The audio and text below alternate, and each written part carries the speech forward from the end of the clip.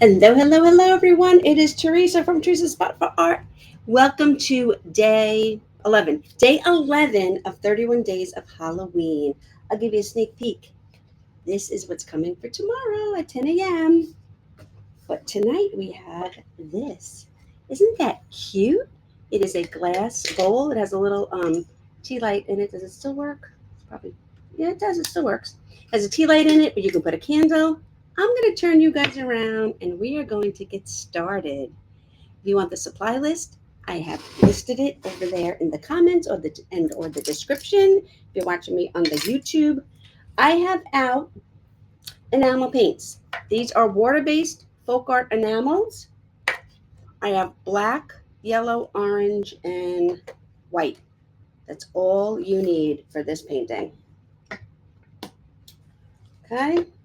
I have out some regular old rubbing alcohol that I'm going to pour onto this clean paper towel, and I'm going to wash or wipe off my glass. You want to get off the fingerprints, the dust, the dirt, the oils from your hands, whatever it is. I want to make sure I get up under here on the scallop as well. And it is alcohol, so it dries pretty quick. If yours doesn't dry, just give it a couple of seconds to dry.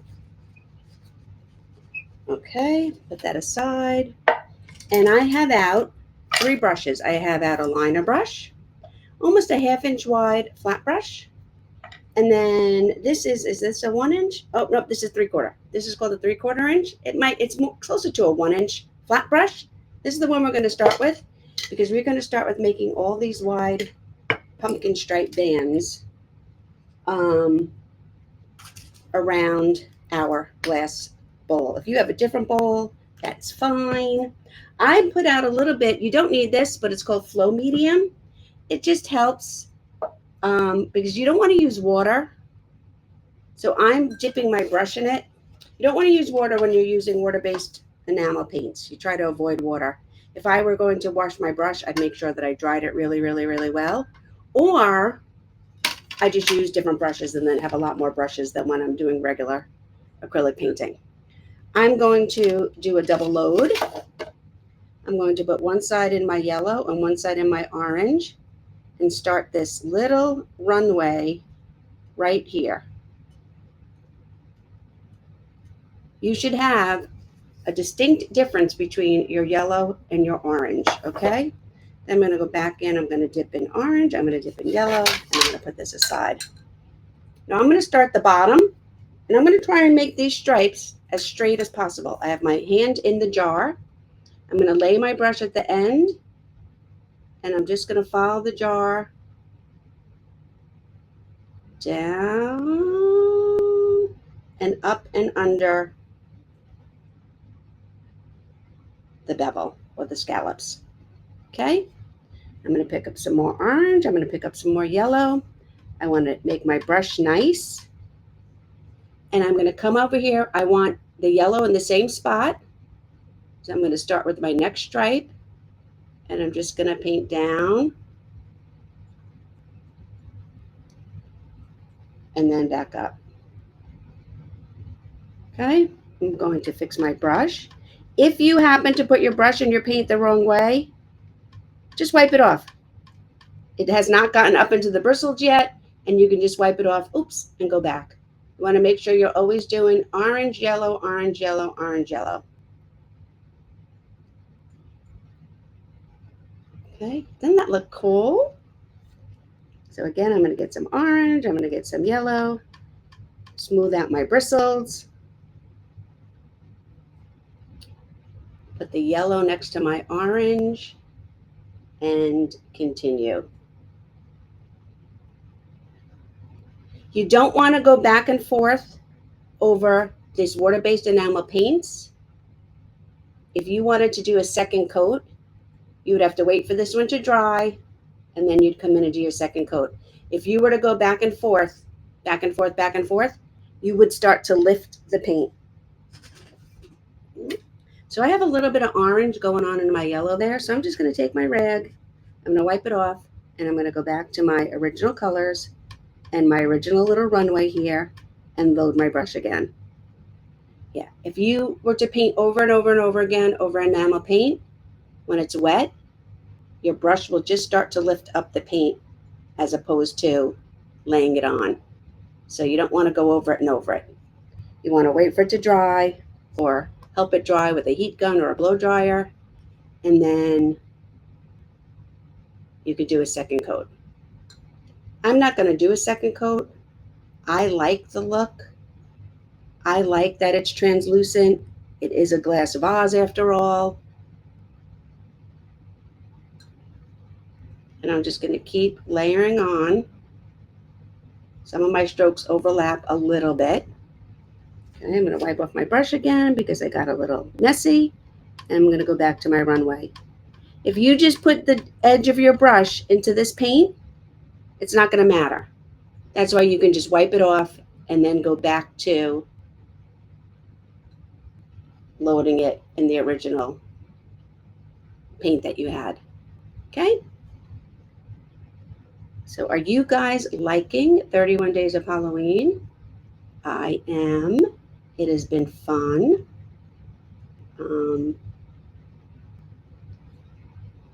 I have actually gone out of my comfort zone with a few of the projects, and that is good.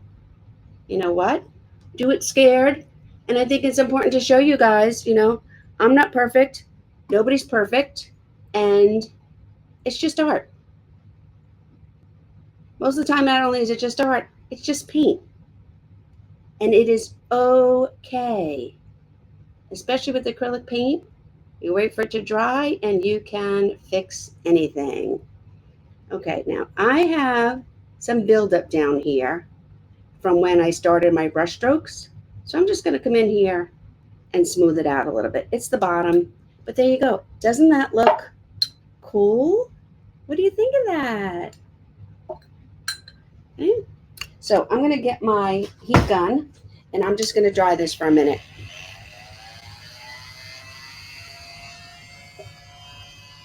And then we're going to add on our really cool jack-o'-lantern face. Now, if you wanted to just leave this a pumpkin and grab some greenery or some ribbon, it's your project. Go right ahead. It's totally up to you. But I want my yellow and first of all my paint has to be dry before I go putting ribbon on it. But I want my yellow and my orange to be dry before I put on my jack-o'-lantern face, because applying the jack-o'-lantern face will lift the paint if it's not dry. I love my Lazy Susie. These are in my Amazon shop. The link is in my description, or there is a QR code on the supply list. I use my Lazy Susie all the time. Look how easy it is to dry. It's great for pictures, and it's great for even when I'm painting on canvas, because I can move my canvas every which way I need to. Okay, now you can paint a circle, or I have out this dauber. I'm going to grab my black paint. I'm going to try and grab my black paint. Okay. I'm going to put my dauber in my little puddle of black paint. I'm going to smush it around. And I'm going to press on one eye.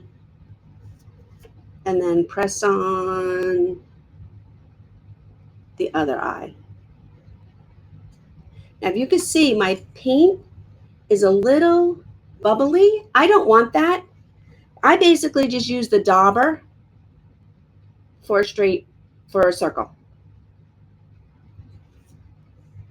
This way now I can come in here with my brush and I can smooth out my paint and fix my circle.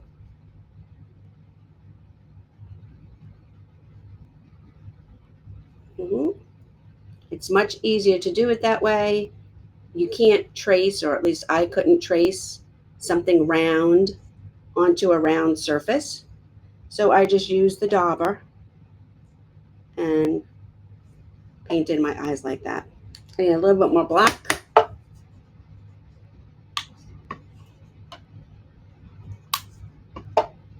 I'm going to now make a triangle for the nose.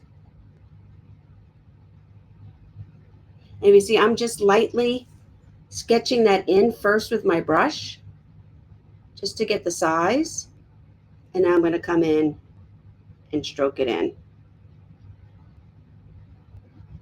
I used my brush on the chisel edge to begin with, just to get the size and the shape in. And then I came back and brushed it in. Okay, I'm going to do the same thing with the mouth. Let me hold it upside down first.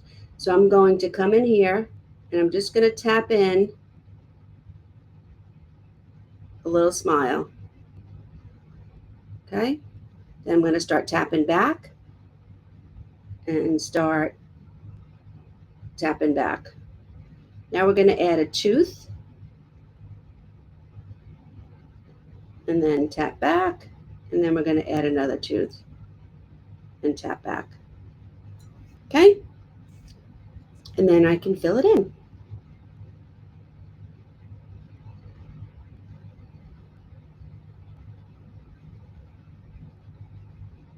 It's so much easier to do it that way. This way, if you get messed up, which I think I did just mess up the one tooth, so much for that. I painted over it anyway. Oh well, it happens. It's funny because I wanted him to have 2 teeth, even though this one had 1, and now they both have 1. I'm not going to worry about it. I'm just going to fill it in. Make my black nice and black. Make my edges nice and sharp. And there we go. So there is the base coat of our jack-o'-lantern face with our black. And now I'm going to pick up a little bit of white. And my liner brush, I'm going to twirl it in my white paint. Usually when you do eyes, you want the details in the eyes to be in the same spot. So if I'm going to put this little comma stroke to the left in that eye, I'm going to put it in the left in this eye. Then I want to take a dot and put it in the opposite corner. Okay. Then I'm going to take a little bit more white paint. I'm going to give a highlight to my nose. And then I'm going to come down here and I'm going to give a little highlight to my mouth.